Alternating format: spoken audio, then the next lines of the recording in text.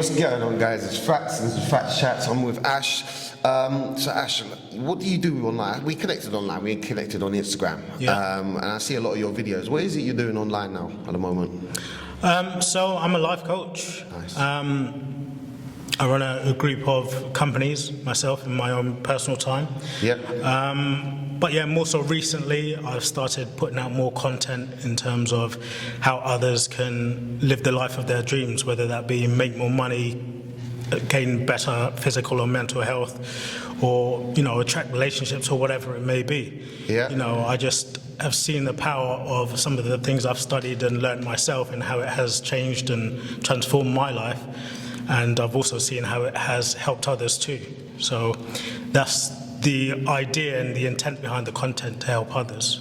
Nice. Yeah, I really like your content. It's well articulate, well spoken. Every time you say something, like it comes across in a different way. When I see it, I'm like, damn, that was well put.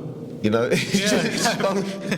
I appreciate that. You know, I try to put it in a clear, concise way that people can understand, and I try to give useful information that people could start using and implementing in their own life straight away. Yeah. You know, there's a lot of information out there that would tell people, yes, you could do it, and, you know, work harder and what have you, but you know, I found there to be, especially when I was studying, a lack of information in terms of the how to do certain things. Yeah. And what I try to do is give people practical steps that they can take to start to see an immediate change, and then long-term change as well on top of that. Well, so when you say you're a life coach, what got you into life coaching? So where did you start off? Because obviously you got a few businesses, we was talking about earlier. Yeah. What made you want to get from, you know, a business owner, entrepreneur to life coaching? It's something that came naturally. It wasn't necessarily planned, but I'm someone that really just always wanted the best for myself. Yeah. I came from not having much at all, and I was just always obsessed with how can I be or do or have a lot more? How can I get rich? Really, it was the money was the main part. I never had any money. For many people, so many people. Never had any money, and I just always wanted to resolve that problem. How can I make more money? And there were many things I tried and failed, you know, whether it be from get-rich-quick schemes to things that were legit, that still didn't work. And I just didn't buy the traditional sort of narrative that people give you in terms of what you have to do. You know, we're taught really what I call the 3 pillars of beliefs. Yeah. We're all taught that successful people have great educations, for example, and a great education that's not something I had is something I took for granted when I was in school. So I left school, you know, with rubbish grades, even though, like you said, I could probably articulate a message better than very well. a lot of other people. Yeah. My grades wouldn't tell you that from when I left school. Oh, I'm the same, exactly, you know, the same. We're also told successful people work extremely hard. Well, first of all, my parents were great examples of people who had worked hard their entire lives but didn't have much to show for it. Yeah. So, as far as I was concerned, that wasn't the key to success. It wasn't just hard work or the best educations. You know, we're also told that the third one is those with great talents and abilities succeed. But you and I probably know many people with great talent that seem to struggle to get by. Massively. And there are many with very little talent. You know, look at some reality TV stars, for example, that, you know, tend to succeed. Yeah. So, you know, I was always obsessed with what else is there? What's missing? What's the formula, if you will, for success that I can implement and see results? And that's what just led me to obsessively really study books, videos, you know, audio programs, whatever it may be, to try and get the answers. That self-development journey. Well, that's it. And once you pick up a book, you'll never look at the same things the same way. That's exactly it. Massive. What would you say is one of your biggest kind of books or inspirations that you've come across through self-development? What was like one of your ones you're like, if I was going to say something, I would say go to that one first? I'm not sure about order. One of my favourite books now, which I keep going back to, is called The Science of Getting Rich by Wallace D. Wattles. I would say that's probably my favorite book. But there's a Amazon that afterward, and I'm going to get that one. yeah, you definitely need that one in your collection. But there are many books, really. I mean, when I first, the first thing I sort of fell into were videos online, which are, accessible to anyone. YouTube, there, everybody's got access to it, and everybody can learn if they want to, but they choose not to. Well, that's it. So, I always tell people, you need to be looking for what you want to find. Yeah. Once you're looking for something, the answers would appear. Yeah. One of the questions I ask people, if you think of how long you've had access to the internet, which is at your fingertips, I ask people that tell me sometimes what they want, how many times have you even Googled maybe even simple terms like what it takes to be successful or what it takes to make money? Fuck no, but everybody will Google the local restaurant. Well, that's it. Yeah. If you look in top searches, it's what, Where's the like nearest that. nightclub? Where's the local restaurant? Where can I get celebrity gossip or worldly news or adult material even? Yeah, I mean, people go as far as social media. I see it nowadays. Like, does anybody know how to do this? And they'll ask Facebook before they ask Google. And you're like, well, there's tutorials on Google. There's videos on Google. There's ways and means to actually do something. Yet they'll ask somebody, so they're hoping to get an easier answer, or maybe somebody will do it for them. Yeah, I find that absurd. Yeah, exactly. So you need to always really be moving in the direction somehow in terms of what you want. Yeah. And of course, to do that, first of all, you have to have a clear idea of what it is you want in mind. Now, many people will tell you they want more money or better health or relationships. These are general, vague ideas which everyone wants more of. Yeah. But I always encourage people to dig a bit deeper. When I'm mentoring someone on a one-on-one basis, sometimes I encourage them to spend quite a bit of time in this.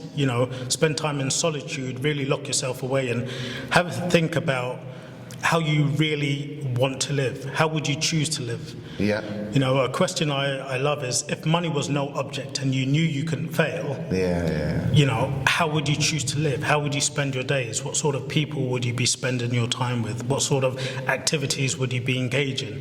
And we all need to spend some time and really just taking the lid off our mind and letting it, giving ourselves a chance to imagine. Yeah. You see, an exercise in the mind. The mind is just like the muscles in your body. So what about if somebody said to you, I'm not reading, I'm not doing it? Because there's a lot of people out there who don't want to do it. They're really they got the mindset of reading's for school, it's for kids, it's for nerds. A lot of people will be well against that, a lot of people will be well against college or uni. What about these people who say, I'm not going to learn that way? That's fine. The first step is to know what you want. Yeah. That's what's important. You need, like I said, you need to have a clear vision in your mind of what you want and where you're heading. That's step number one. Because once you have that, then we could start the journey towards what you want. Until you have that clear idea in mind, you could be working as hard as anyone else out there, but you could be wandering around aimlessly. You see, if we have a clear direction from A to B, I can be working less harder than someone else that's taken large strides, but is going around in circles because they don't have a clear path or clear direction to where they're heading. So they need that goal, direction, that desire, and then take the steps towards that. That's exactly it. So it starts by, as I said, taking the lid off your mind, allowing yourself the chance to fantasize. Yeah. And I say that because you have to realize that anyone that has ever achieved anything of any consequence throughout history has never known how they were going to get there. They just knew what they wanted, then where to go to get the information pertaining to what they wanted, and continue to move in that direction with courage and persistence.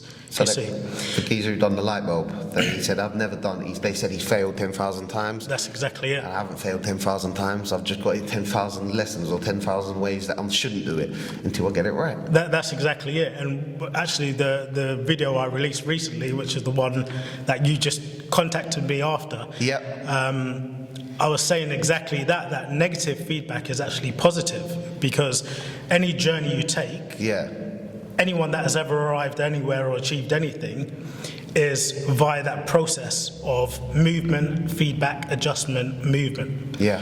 It's that same process for anything, for any goal you're trying to achieve, any journey you're trying to take, whether it be in your car or by foot.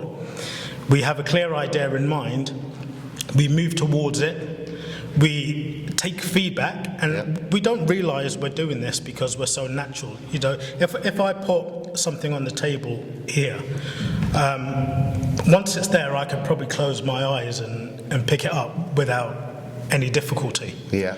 Now, if we put the same object there and we had a baby sit here and try to reach it, even though they may be looking, you might see them overreach or, you know, move to the side. And what they're doing is figuring out how to adjust.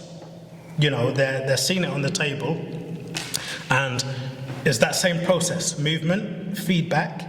They're obtaining the feedback pertaining to how they move. They're making the correct adjustments, and they move again.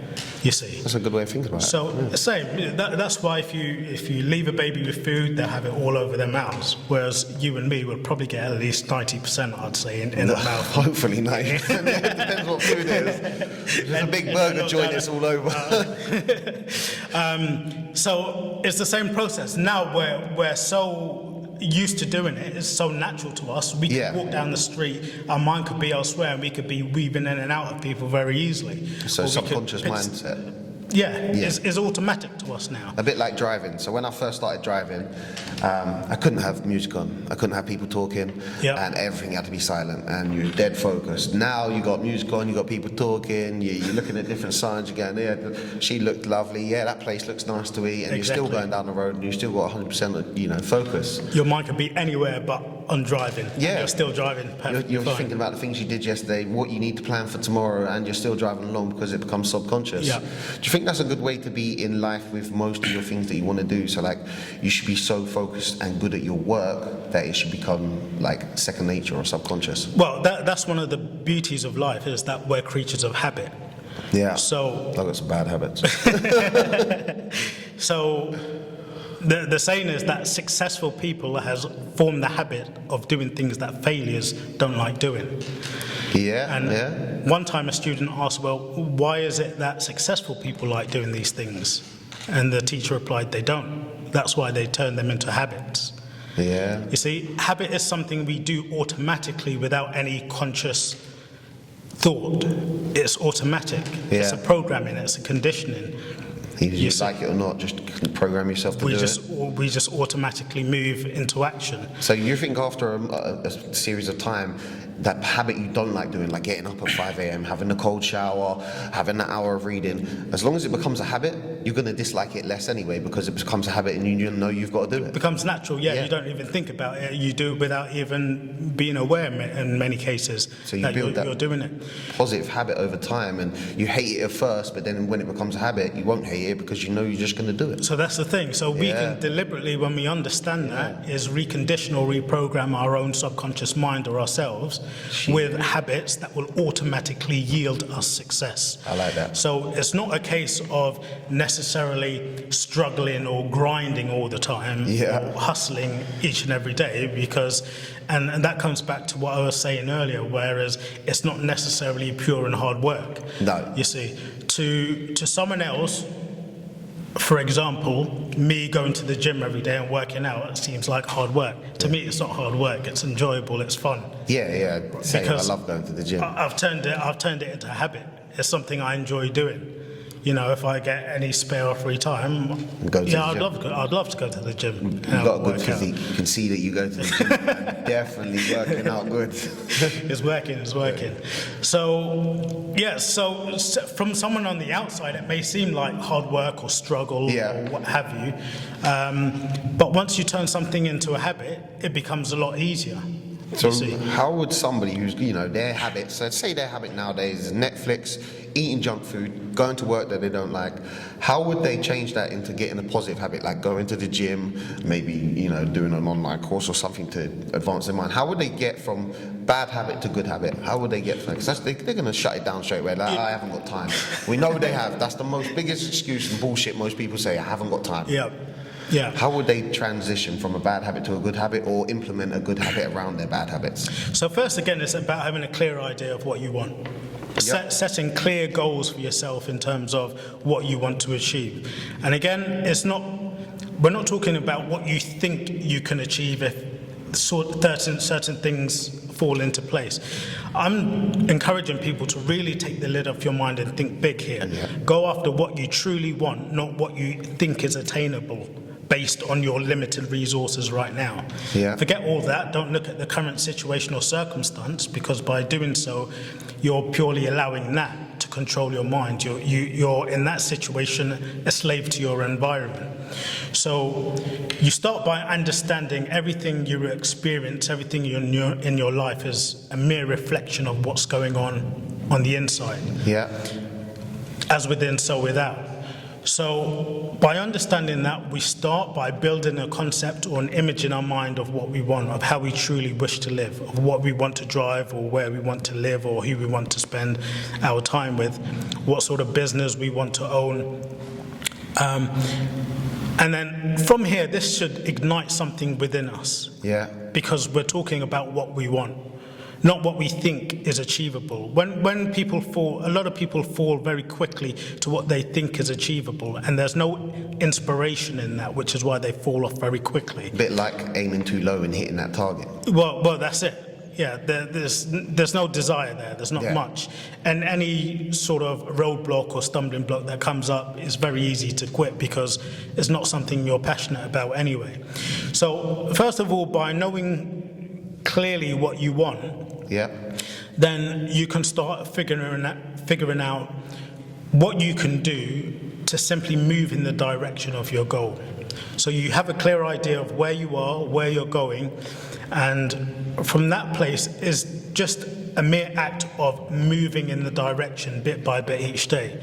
So a good question to ask, to simply ask, is what can I do today to move me in the direction of my dream?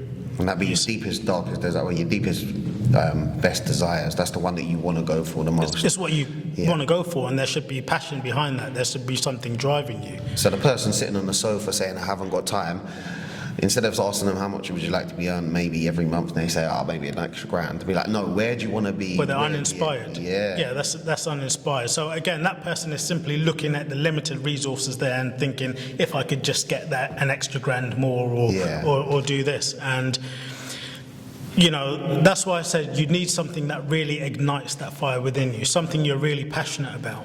So kind of, if somebody said that, I just want a little bit of a pay rise, what would your first advice be to them? No, forget that. What house do you want? What car do you want? What lifestyle do you want? Like, really make them go for it, like winning the lottery sort of thing. Well, that's it. That's where I start whenever I'm working with someone. Yeah. There's no point us going for the little stuff. Yeah. You realise, and I've realised many times through my life with things I've achieved, and I've achieved some big things that you wouldn't think is possible. I realised it's just as easy to hit some of the big stuff as it is some of the smaller stuff. When you sort of implement these same strategies and the same principles. You see, it's just as easy to reach a big goal as it is a small goal, because they're both goals and it's the same process to reach each one. So it's a case of where you're setting your stall. What are you shooting for? And most people are just shooting for that pay rise, maybe. They're just going for, what's in effect on their radar screen, what they can see maybe is possible for them. Just inside their comfort zone, maybe.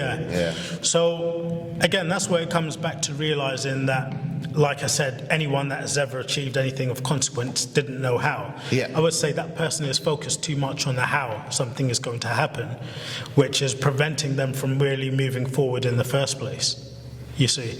I remember I've always been a very creative person. When I was younger, throughout my teen years, early teen years, I had some phenomenal ideas just come to my mind. I had some great ideas, some silly ones, but if I do say so myself, I had some great ideas. And when I'd share them with people, the first thing they would ask is, well, how are you going to do that? Yeah, I get that all the time. What's the point of doing that? How are you going to do that? And of course, I didn't know how I was going to do it. But I didn't realize no one knows how they're going to do it. Yeah. And I prevented that how from letting me pursue some of those dreams. Because they already shot down your idea. You was like, well, yeah, they got a point. How am I going to do it? Yeah, Stop. exactly. Yeah. That's what they say, never share big ideas with small-minded people, isn't it? Exactly that. It's not necessarily because these people are against you, but it stems from a lack of awareness that, you won't know how. It's not if your goal is big enough, and it should be, you're not going to know how to reach it. So when I was working in a factory, I used to carry around for a period of time, and there was periods of time that I had like a motivational boost, or I wanted to do something, and I carried around like a little flip book, and it was because you couldn't have your phone, but I'd write down little ideas. And one of my little inventions I had, I was like, I'm going to be a millionaire. That's it. Yeah. I'm done. I've come up with the best idea ever, and it was. I was working in a glass factory, 8 hours a day. I was putting a piece of glass on a conveyor belt. Okay. But I'd think about stuff all day. Need to get out here, need to do this, need to do that. And one of them was a glove. You wear the glove and it's webbed. And when you're swimming, it pushes you through the water faster. I was like, why has nobody thought about this? Yeah. I'm a genius. For about 3 days, I was writing it down, I was doing little diagrams, little drawing. I was just like, yes, oh, that's genius. And then I Googled it, and it's been thought of ages ago. But for that moment, I was like, why has nobody thought about this? And but those little ideas, as soon as I spoke to people in the factory, it was like, it's stupid. And it was only till one of the supervisors was like, have you Googled it or something? And then I was like, well, yeah, I can do. And then I Googled it. I was like, oh, yeah, it is a thing. But yeah, I never knew about it. But yeah, a lot of people were like, it's stupid. But it's not stupid because somebody's done it and somebody's already made millions from it. Exactly, well, that's it. Like the foam noodle that you got for swimming. It's the most stupidest idea ever. It's a bit of polystyrene or whatever it is that's in water. Somebody's made millions of that as well. Yeah. So who's to say it's stupid? And that's the thing, I think a lot of people are very quick to shoot down their own ideas. Massively. They get great ideas come to mind, but instead of thinking about ways, like I said, they can start moving towards it, they think of all the reasons why it won't work. Especially if those people around you are telling you it's not going to work or it's a stupid idea. Yeah. One way of explaining it, I used to say to people is, if you've got somebody who's come into your life, so say you start working at Asda and you tell them about a business idea. Now, for the 10 years or 20 years before you worked at Asda, you've had a whole life. For the next 10, 20 years after you work at Asda, you're still going to have an whole life. But say you're there for a year, you tell somebody a great idea and it could make you a millionaire, it could have a successful business or career. But this person who walked into your life for the shortest chapter, having the shortest influence in your whole life, has told you that's stupid. Yeah. You're going to listen to him and it's going to veer your whole life plan into a new direction because you've listened to somebody you've only met for a few months or a year. And I think that's one of the craziest things. We meet people along the way that have no influence. They haven't been around for our whole life. They don't know what we've been through, what we know, our knowledge, how much we read, we go to seminars, how much we work on ourselves. They don't know none of this. Yeah. But they're ready to shut us down straight away. Yeah. And most of the time people listen to that and stop. Well, that's it. And I think we all need to become better at really developing ourselves, because there are always, whether it be other people or situations or circumstances that are contrary to what we want or where we're going. Yeah. And we have to become mentally stronger and better at blocking that out and living more, as I said, from the inside out, where in effect you're crazy enough to make the images and ideas you're holding in your mind more real to you than what has materialized so far, with the understanding that as long as I can hold on to this idea as long as possible and continue to move towards it, then my outer world has to shape itself to match what's going on inside, you see. So even your, So, it's merely a case of, and this is one of the things I mainly tell people all the time, is you have to continuously and constantly be feeding your mind with information pertaining to where you're going, to keep the focus away from what you don't want, because where attention goes, energy flows, right? Massively. So the negative is always trying to grab your attention, like you said, whether it be from other people or just your current situations or circumstance or whatever it may be. Yeah. So that saying, which was popularized by Earl Nightingale, what the mind can conceive and believe, it can achieve. That's absolutely Heard true. that one a lot, yeah. But most people don't ever get to the place where they believe it. They may use the word believe and say, yeah, I believe it's true. Yeah.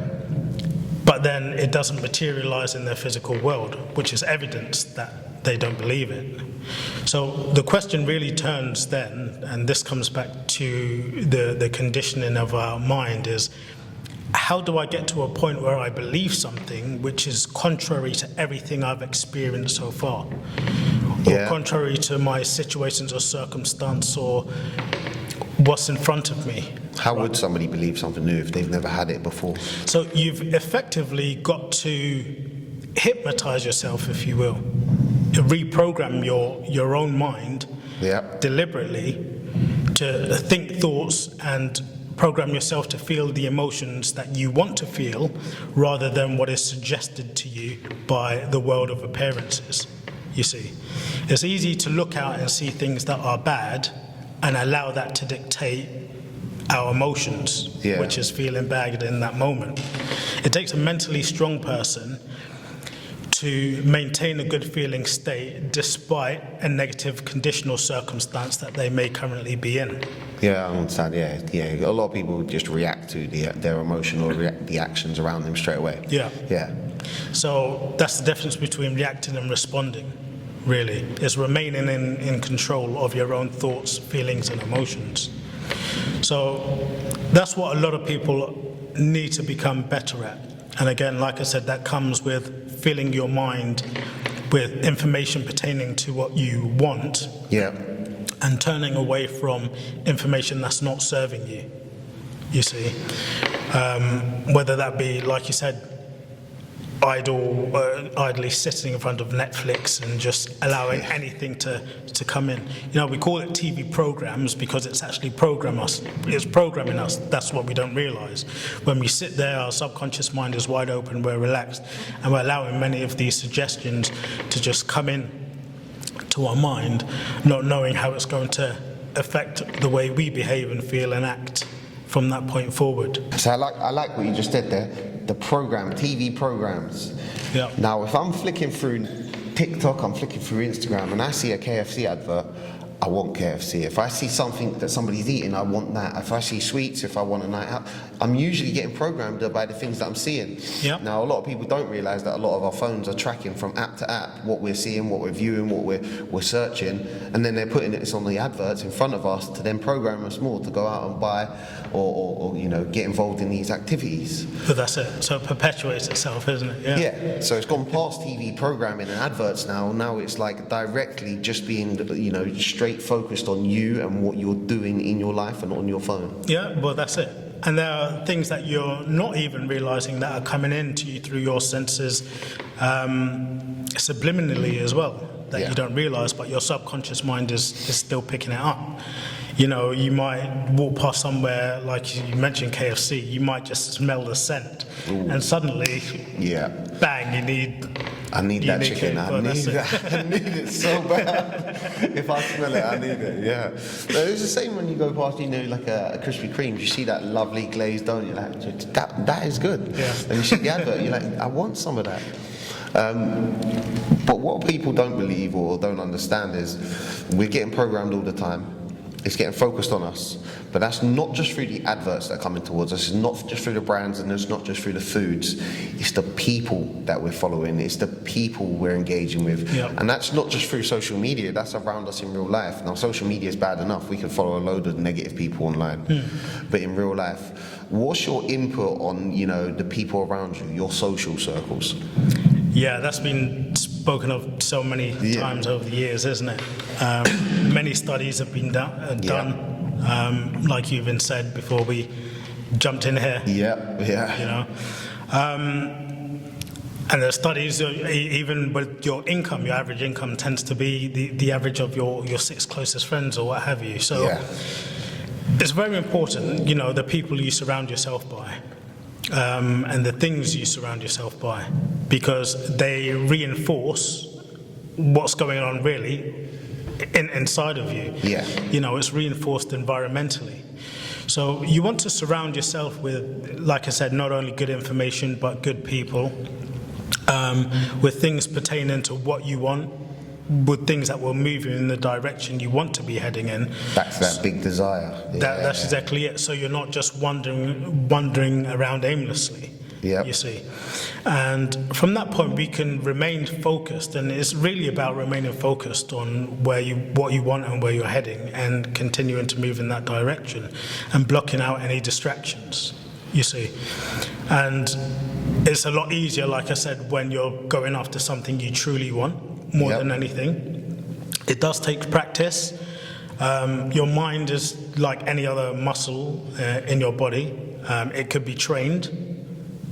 If left, it could get lethargic if not trained. You could train it to get a lot stronger, so you could focus a lot easier. You could do simple exercises. For instance, you can meditate, or you can even sit there and maybe draw a dot on the opposite wall of where you're sitting, and say to yourself, for the next 10-15 minutes, my focus is solely going to be on that dot. And, in doing such a simple exercise, you'll find, very quickly your mind will start to wander. Yeah. Very quickly. I get that when I'm driving. Is that the same thing? Like, I'll be driving and start feeling tired. I'm like, this is stupid. And I start wanting to... Mind starts wandering. When your mind starts wandering, just bring it back to the dot, and keep doing that. And you tend to find the more you do it, like I said, it's like training a muscle. The more you find that your powers of concentration and focus start to strengthen, you see. What's your views around the elastic band trick? So when your mind falls off, you ping the elastic band. It's like breaking a habit. Do you reckon that'd be the same as going back to the dot? It's similar. Yeah, it's a similar technique. The way I like to program, if you will, myself or my mind, is once you first know what you want, you've identified that. Many ways you could do that. First of all, we think in pictures, right? Yeah. So a great way is to get pictures, and that's very easy to do now, Google Images or what have you. Obtain pictures pertaining to what you want or the life you want to live. Like a dream board that people make, or you can make it into a dream board.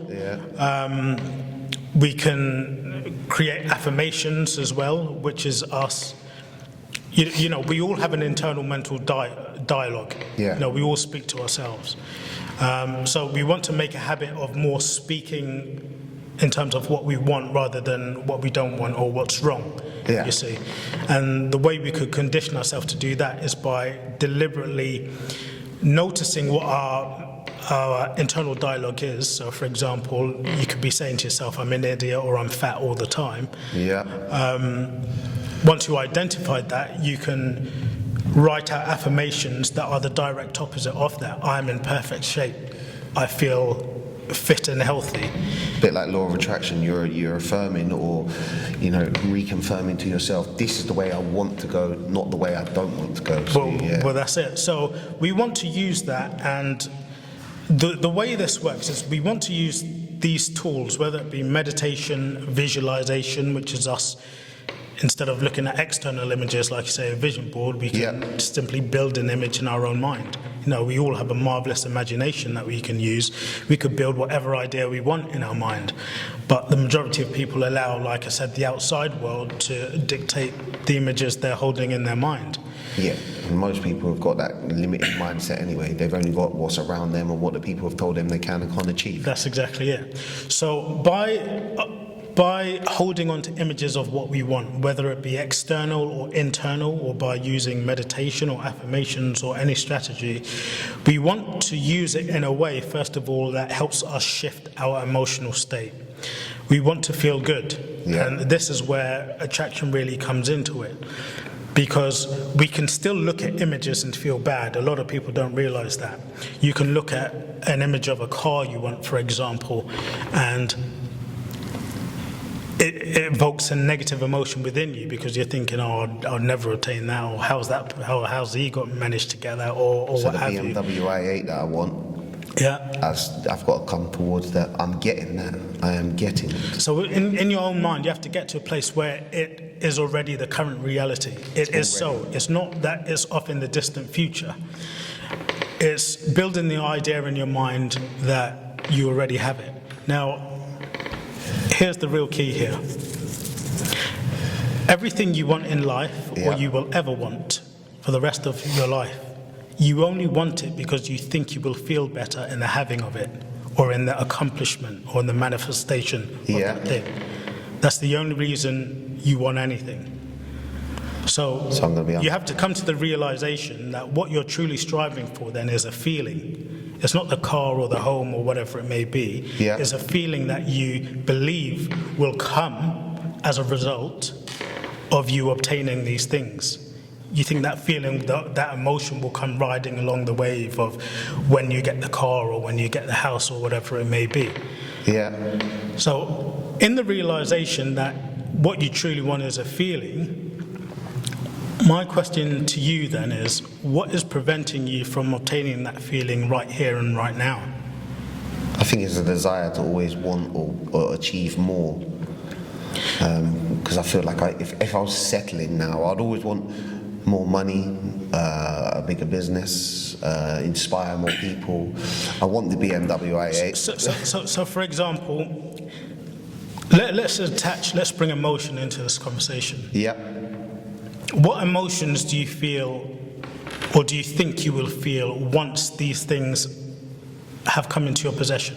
So once you get the i8, how would you feel? I guess a sense of accomplishment and pride that I worked towards a car that I wanted, because I'm not really a car person, but I guess because I really liked the car, I guess a bit of pride and an accomplishment for earning the car that I worked for, because if I wouldn't go out of my way to get in debt for a fast or fancy car, I think that would be a stupid way of living. To obtain these luxury items that you can't afford. So do you see how your conversation quickly diverts to what you don't want? Your focus is on what you don't want to come along with that car. I don't want debt, I don't want, Right, so your focus mainly has to be on what you want. Forget about the rest. So it wants that car, it has to be that car. Forget about the process or what you don't want to come along with it. You see, to be that car. A lot of people do that with a conversation. When you ask them what they want, they quickly start talking about what they don't want. So this morning I was coaching someone new who told me that they wanted to move job, they wanted to do something new. And I was asking them what they want in a new job, but they were more focused on why they're wanting to leave their current job, or they don't like the boss, the pay's not enough, it is inconvenient to travel to, and all this. And I had to hold them a minute. Whoa, you're telling me everything that you don't want or everything that's wrong. Let's speak more about what you want and what you want to move towards, you see. So coming back to emotion, first things first, is when you truly understand everything you want is only because of a feeling that you believe will be obtained as a result of these things. One thing I encourage people to do is lock themselves away in solitude and do whatever it takes within the next 10 minutes to evoke that emotion within you right now. Because once you obtain that emotion right now, you don't need anything else to come to you to give you that emotion. You've already achieved it. You're already fulfilled then. So just you don't need anything. That emotion. You don't need anything else to fall in place for you to feel the way you want to feel. You see, the thing is, majority of people go their entire lives hustling, bustling, fighting for things outside of themselves to give them a feeling that they want to feel, not realizing that they can take the next 10 minutes to evoke that emotion within themselves right now without the material thing having to come to them in order for them to feel the way they want to feel. And it's in feeling what you want to feel first that the ways and means and things, doors start opening themselves up, and you start seeing more evidence in favor of, as I said, where you're going, and as we said, to begin with, as within, so without. You start to see more evidence in favor of the image or the idea you're holding on to in your own mind. You see, it's just like we've all had the experience of, you mentioned cars, let's say you're looking to purchase a new car or make a big purchase. And And in that process of doing so, you start noticing more of the same cars on the road. You may have not noticed them before, but in the process, into your mind, that's it. Now, is it that they all just started randomly appearing now that you're going to purchase it, or is that you're taking more notice of it? Yeah. They're becoming more evident to you. Yeah, it becomes more conscious rather than subconscious. And it's exactly like that with anything. You know, there's an abundance of everything all around us. There's opportunities all around us where we are right now. We don't necessarily have to move state or move country or, you know, necessarily even change a whole friendship circle, if that be the case straight away, in order to see the opportunity where it is right now. What we need to do is find a way of shifting things within ourselves in order for us to be able to open ourselves up to much of the abundance that is around us right now, you see. And that really comes, as I said, it comes back to not allowing your outside world, your current situations or circumstance or event, to dictate the images you hold in your mind, to dictate the way you think and feel and the actions you take. Do you think that comes down to the saying as a ship only sinks when the water gets inside? There we go, yeah. Yeah. Yeah. So that's a big, powerful statement, and I think a lot of people can relate to that statement. They want something, they want to do something, but as soon as they take on some negative thought, as soon as they take on a negative person, as soon as somebody comes along and says they can't do it, or they fail a couple of times, then they start to sink. They're like, no, I can't do this. And they start failing themselves. But you only ever truly fail is when you stop trying, because everything is a step. That's exactly it. It's that process, movement, feedback, adjustment, movement. So it's never failure, it's only feedback. Yeah, it's just another run to your ladder to get to where you want to be. But I think a lot of people, as soon as one of the steps break on that ladder, they just stop climbing. Well, yeah, I mean, if we were to walk from here to the end of this room, we don't get there in one giant leap. No. We get there in steps. Yeah. Now, what we don't do is tell ourselves, oh, we're an idiot, we failed with every single step we take along the way because we're not at our final destination, so to speak. We understand the process, right? That if I continue to move in the direction of my goal, then eventually I'll get there. It's that same process of movement, feedback, adjustment, movement. So that's why it's so powerful to know where you are and have a clear goal in terms of where you're going. So don't beat yourself up along the way. No, because the whole point is enjoying the journey. We're supposed to be enjoying the journey. Life is not about getting to a destination. Even if you're failing along your journey, so a lot of people kind of give up or they lose hope when they're failing along it. So what would you say to them if they're taking the steps?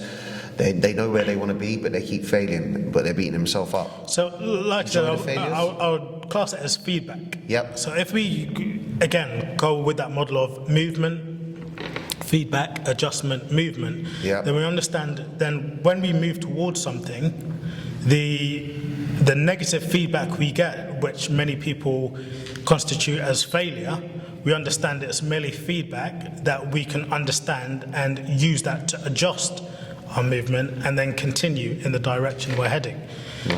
You see, that's how we walk from one side of the room to another, or we weave in and out of people, or like as mentioned, a baby picks something up, or the way we pick something up. It's just that we're doing it instantly, you see. But it's the same process, movement, I can see adjustment based on the feedback.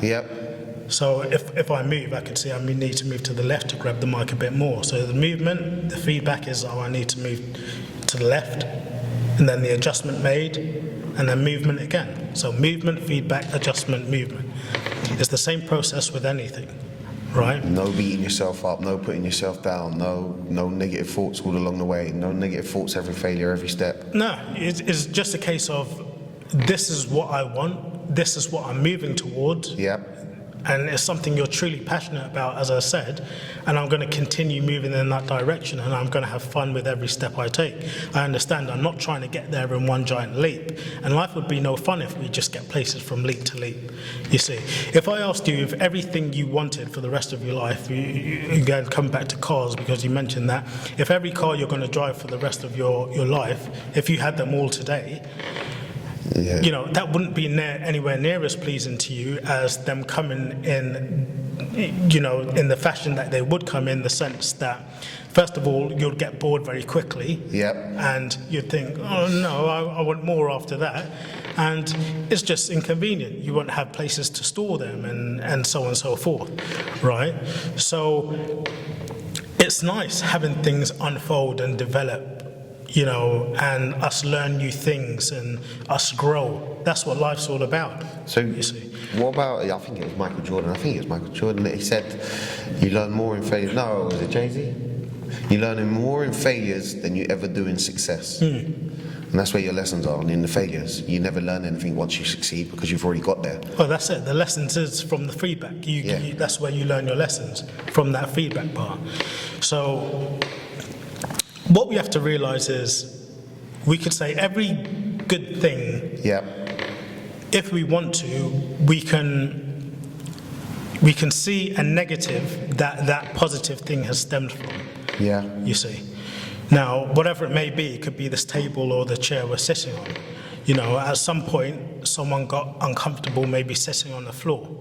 It wasn't convenient, and an idea sprung to mind. What if there is a better way or another way? What if I had something that I maybe can sit on? They may have found something that, a piece of wood, and then there you go. So that idea came from the absence of that thing. Then from there, again, the idea developed. They may have thought, what if we could get something soft or some sort of cushion to put on it to make it even more comfortable? And then we get the idea of these comfy chairs we're sitting on now, or sofas, or what have you see. So everything can be actually stemmed back from a negative idea which gave birth, if you will, to what is today, right? Or an inconvenience, we can say, or whatever it may be. So it's up to you whether you choose to focus on the negative in terms of what's wrong, or why we're having to create something new, or why I'm having to leave my current job, or why this is wrong. Or we can understand that that negative is necessary to give birth to the idea of what we want, or natural growth, and we can pivot our attention and use it in terms of where we're going, what we're moving towards, you see. So it really comes back to focus, you see. With the focus on what you want, so say you got focused, you know you want something. So a lot of people out there, a lot of them kind of, they want to pay rise, they want this, want that, but a lot of people, like you say, need that bigger goal. What about the distractions in life? You got the nights out there always going on, you got the meals they're always going on, that's money spent both ways. You got the social media that they're spending hours on, you got the Netflix they're spending hours on. What do you think the biggest distractions are for people? All the above, like you say. Natural urges and impulses as well is a big one. Sexual desire, sexual urge, which is inherent in all nature. Especially men, the desire to procreate is inbuilt, which is why a whole chapter was dedicated in the book Think and Grow Rich by Napoleon Hill about sex transmutation. So these sorts of urges and temptations are all a part of life. Is there. And like you said, all the above are many of the strongest ones. Do you think a lot of it comes down to a lot of that FOMO as well?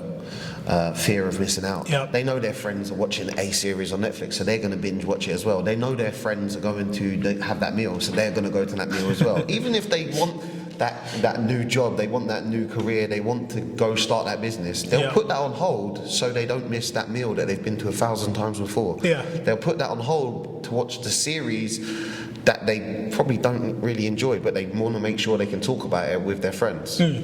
So they've got that fear of missing out. I think a lot of people put their own goals, dreams and ambitions on hold for, because they feel like they're missing out on what other people are doing. Even if these other people are doing the same shit they've been doing for the last 6 years.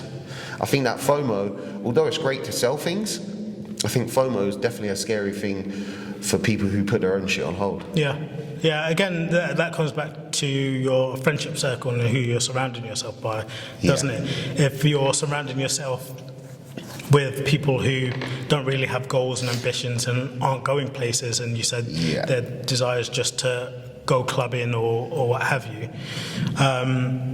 Maybe it's time to get a new friendship circle. But again, it really comes back down to, I think, with all of this, I think we underestimate ourselves a lot.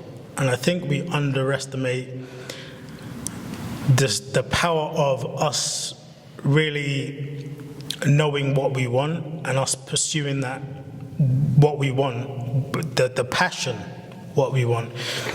Because I think in that it helps you block out a lot of distractions. When you understand that I'm pursuing something I truly want, not something that I believe that I can maybe obtain. Yeah. Because you won't believe it initially. Your goals should be so big.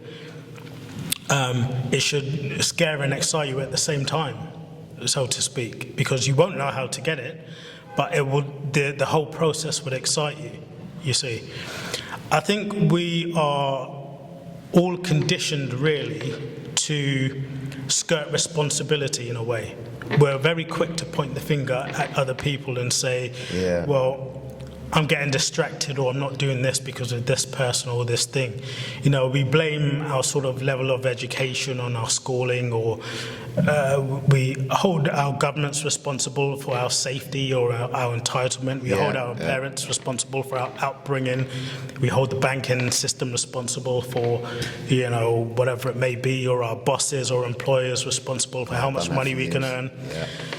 You see, and everything is everyone and everyone else's fault, you see, is all pointing the finger. I was trapped in that life for years. It was always my boss's fault that I didn't have no money, not the fact that I'd be spending the money on drinking drugs every week. Yeah. It was always somebody else's fault. It was my boss's fault that I didn't have money for the car or to take the driving lessons, but I was still spending the same money on drinking drugs. It's always somebody else's fault. Well, that's it. So the power really is in taking full responsibility for your life, is understanding that you really are your only problem and therefore your only solution. Yeah, and it's powerful. A powerful mantra is always, I'm responsible, whatever it may be, even in the situations you find yourself in that you really don't like, or may look bad. Always say to yourself, I'm responsible, because you are responsible for everything. And in taking responsibility, you empower yourself in that moment with the ability to change the situation. Yeah. Because as long as it's everyone and anyone else's fault, then you're powerless to change it.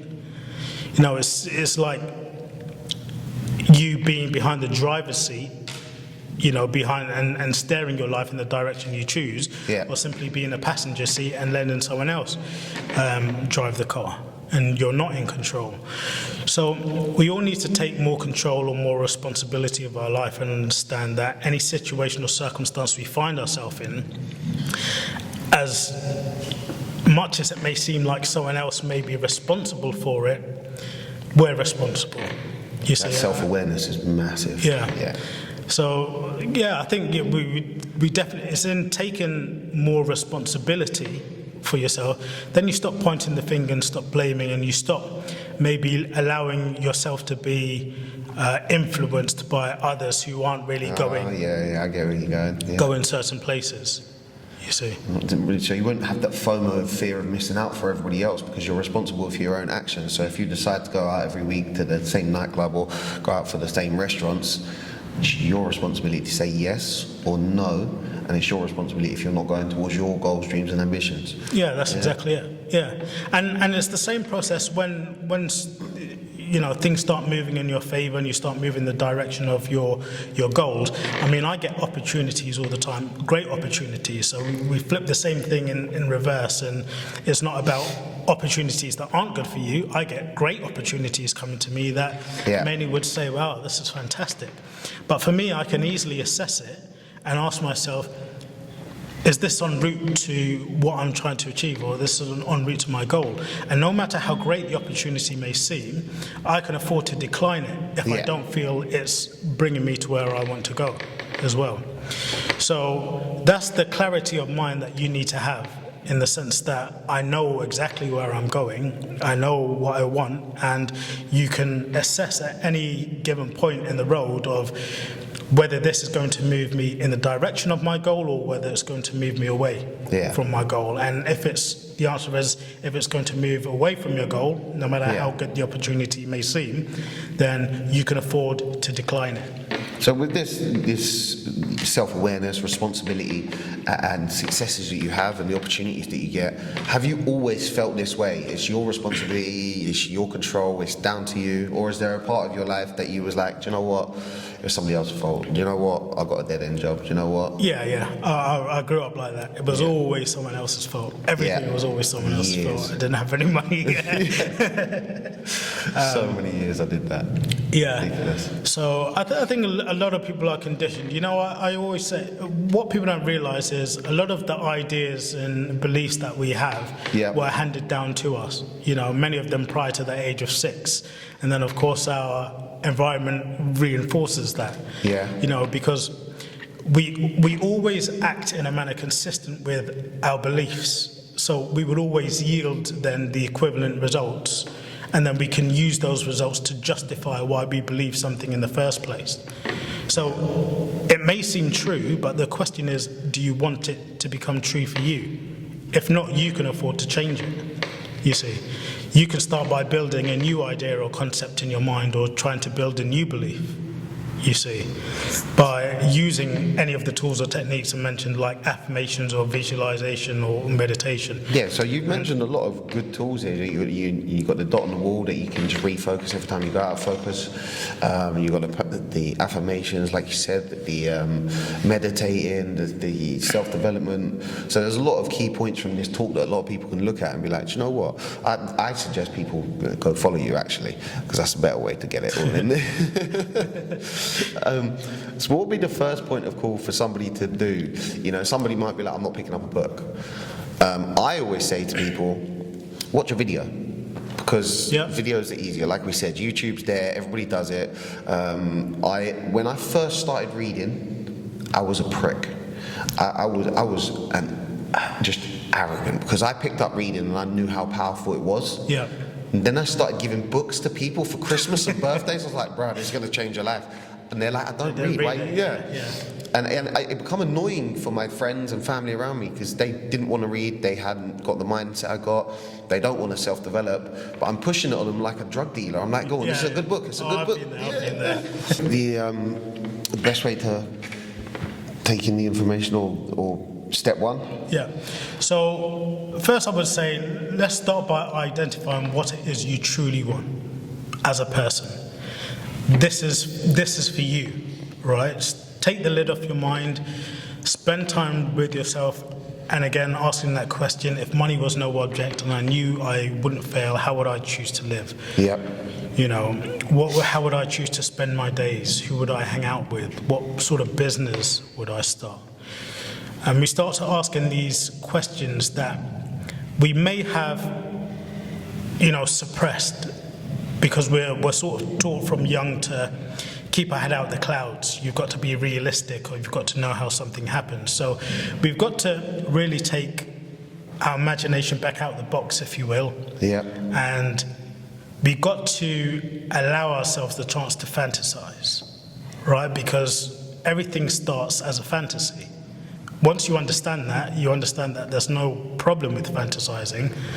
You know, we're sort of conditioned to think little kids are fine fantasizing. As a grown man, now you can't fantasize. Yeah. But you have to be able to allow yourself the chance to fantasize and live. First, start seeing yourself in your own mind living the life that you want to live.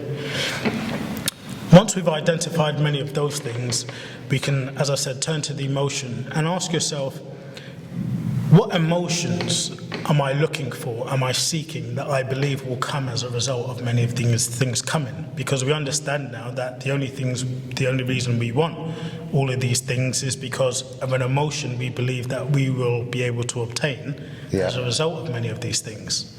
So, for example, if we go back to the car, you might want to feel exhilaration, a feeling of exhilaration. You might want to feel a feeling of pride, or a feeling of being even superior to other people. Now, when you're doing this exercise, there's no right or wrong answers. It's a case of you identifying the emotions you're seeking, right? So it's not about someone else telling you or you feeling that emotion is bad for you to feel. Yeah. It's really identifying these emotions. And, when I'm mentoring someone, you could even revert back and ask yourself why you're looking for some of these emotions. We tend to find that sometimes we're trying to seek these emotions because we may be deprived of some of them when we were younger or growing up, you see. Yeah. But anyway, once we've identified the feelings that we're seeking from many of these things, whether it be exhilaration, fun, or what have you, we can then from that point think to ourselves of times in our lives when we genuinely felt those emotions, you see. And in that moment, we can start to relive some of those moments in our mind. We can start to feel that emotion right here and now.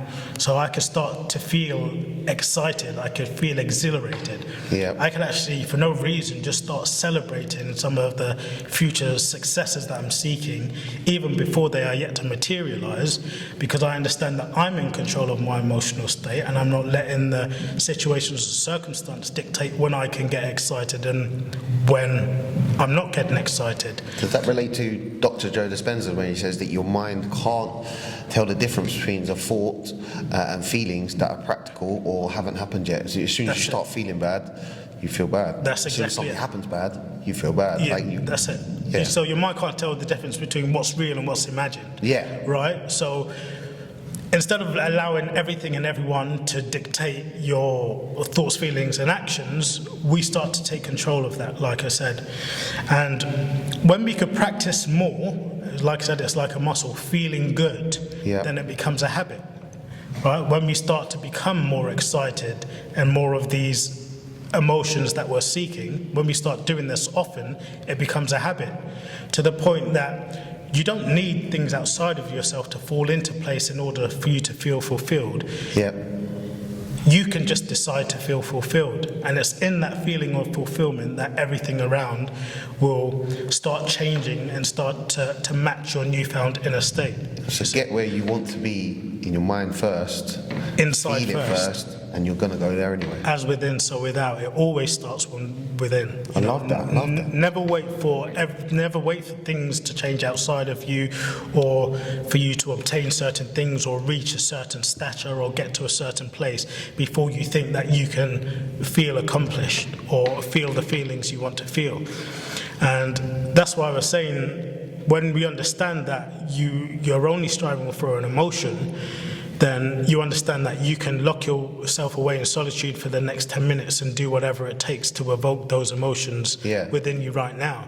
And in doing so, you just feel so great. You don't need anything else to fall into place in order for you to feel that way.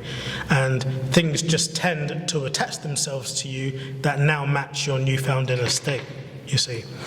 That's how everything in our life is. Everything is coming to us, and it really dovetails with where we are internally. Yeah. You see. So you notice angry people seem to meet more situations to evoke that emotion of anger within them, or they meet more people that express anger towards them. Yeah, and then they say that it's not their fault that drama finds them, but by the process of elimination, the common denominator. If it comes to you all the time, it's gonna be you. So that comes back to what I was saying, where we always act in a manner consistent with our beliefs that yields the equivalent results for us to justify further why we believe something in the first place. So they have more justification as to, see, I was right to be angry, or I was right to fear that this bad thing would happen, you see. But we need to be able to flip that. You see, many people, someone said to me that I was mentoring, things are going very well for them. They can see how things are unfolding and what have you. And there's a great opportunity that has now just started to present themselves. And he was saying, I don't want to jinx it too much. But what you're effectively saying is that I don't want to allow myself to get excited, or in effect tune into a frequency that I want to tune into, just in case that wouldn't happen. Therefore, I'm going to suppress the good feeling emotion. Do you reckon that's fear of disappointment or fear of being let down by something they got excited about? It is, because they feel that, they don't want to get too excited for fear it's never come. But it actually works the other way around. Like I said, it's in find the emotional frequency first, that we invite more of what is in alignment with that frequency. So, you've probably heard that where it works the same way like a radio works, right? Law of attraction, you need to be on the frequency level to work towards where you want to be. That's exactly it. So we could constantly change the dial, and a radio can only receive at any given point what is broadcast on the frequency it's tuned into. Yeah. Right? So we know if we're tuned into that frequency of joy and passion and harmony continuously, then we're going to see more evidence of things that match that frequency, right? We're going to find more evidence of that we can use to justify why we felt that way to begin with. Or by neglect and not understanding that, we can just go through life frustrated or angry or what have you, and of course continue to see more evidence to support that. Yeah, and I've lived that. I've been angry, I've been frustrated, I blamed everybody else. I had the FOMO, and before, I was self-aware. It was everybody else's problem. But then when you become self-aware, like you say, you start moving in the right direction. That's exactly it, yeah. So, like I said, we need to start taking a lot more responsibility. And when I say a lot more responsibility, I'm talking 100% responsibility. That's not a lot of people, though. They don't want to do that. That's the thing. Not 99% responsibility. Not responsibility for all the good, but that one person is to blame for all the bad stuff that's happening in my life. It's taking 100% responsibility, which can be very difficult. It can be very difficult. Especially when there are many things happening around us that we don't like. So what about when somebody says, this person done this to me? So, I don't know, for example, somebody's gone out there, cheated and lied and broke up your relationship, took your house and took the kids or whatever, and that's all their fault. Now, from my perspective, it would be, okay, that action happened to you, how you reacted is your responsibility to that. Yeah. But they could be like, well, that's the reason I went off the rails. That's the reason I decided to drink. That's the reason I did. So it works the same way, exactly the same way as I was talking about how every situation or circumstance dovetails with where you are internally. It's the same way as we attract people into our lives that match where we are internally at this moment in time as well, right? So you find people that, like you say, maybe get themselves in a terrible relationship or what have you, or their house is falling apart, whatever it may be, and they move. Move to a new relationship, move to a new job, move to a new house, and ultimately get the same results. Maybe a different name, different face, but the result's the same. Reason being is, even though you move, is you take you with you. And when you understand that you are your only problem and your only solution. You versus you is what I always say to people. It's always going to be you versus you. You're becoming the best version of yourself. Right, there we go. And until then you start to change something internally, then you're going to continue to perpetuate those same results, you see. So that really comes back to responsibility. I love that. So as we're wrapping up now, if you could give anybody advice who wanted to change their life and get to where they want to be, or change their life and get a good habit, what would your first protocol or best advice be for somebody who's sitting here watching this? Be like, oh, you've got some good ideas, but they want to do something, they want change. What would be your best advice? So first of all, dream big. Know what you want, have a clear idea. Once you have that clear idea as to where you're heading, begin your journey, start surrounding yourself with people. It's easy to find people now that have the same interests or same passions as us online. Start surrounding yourself with the right type of people, or people that can assist you or work alongside you in the pursuit of your dream. Change if your environment is reinforcing your goal, things are a lot easier. So dream big, surround yourself with the right people, ask yourself each and every day, what can I do to move in the direction of my goal. Realizing that you're not trying to get to the end result in one giant leap, because the joy is in the journey and the unfoldment of the goal, you see. So that's where I would start. Then, of course, once you have that clear idea, you can start filling your mind with information related to that. Information, of course, that's going to progress you to where you're going. And simply spend less time doing things that are not taking you in the direction of that. Like I said, an easy question to assess anything by is this going to move me in the direction of my goal, or is it going to move away from it? You know, if you're doing more acts each day that are moving you in the direction of your goal, you're going to be a lot better off, even if that's just 51% of your day spent. Is a lot better than how the majority of people spend going round in circles or spending majority of time doing acts that are moving them in the opposite direction. You see. So simply ask yourself each and every day, is this going to move me in the direction of my goal? If it is, do more of that. Is this helping me feel good? If it is, do more of that. And the things that aren't moving you in the right direction or making you feel bad, then simply give a lot less of your attention to that. Spend less time going there or doing that certain thing, you see. So it's really just having that clarity, that focus.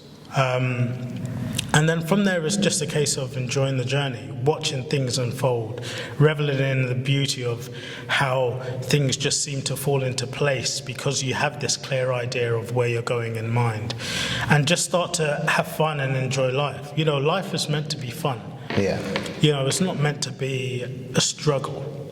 You know, I think many of us are so conditioned with the virtues of hard work that the program we're operating on, in effect, is one that things that come easily are not worth having, or we sort of place lesser value on it for some reason. And we think that things that are worthwhile have to come through struggle and hardship. But that's not the case, you see. That's just a conditioning or a program that we're taught growing up. And whereas someone else may have been responsible for your conditioning to this point, we're responsible for changing it, you see. So we've got to start filling our mind as well, like I said, with information pertaining to where we're going, that make us feel good, that move us in the right direction, surround ourselves with the right people. And from there, we'll see how things unfold. Things will tend to unfold. You know, it's like the saying, seek and you shall find. Once you're constantly looking for what you want and move in the direction of what you want, you'll see more evidence of it, which you can then use as fuel, if you will, to keep going or keep moving. So it's a case of momentum. Big Mo. Big Mo.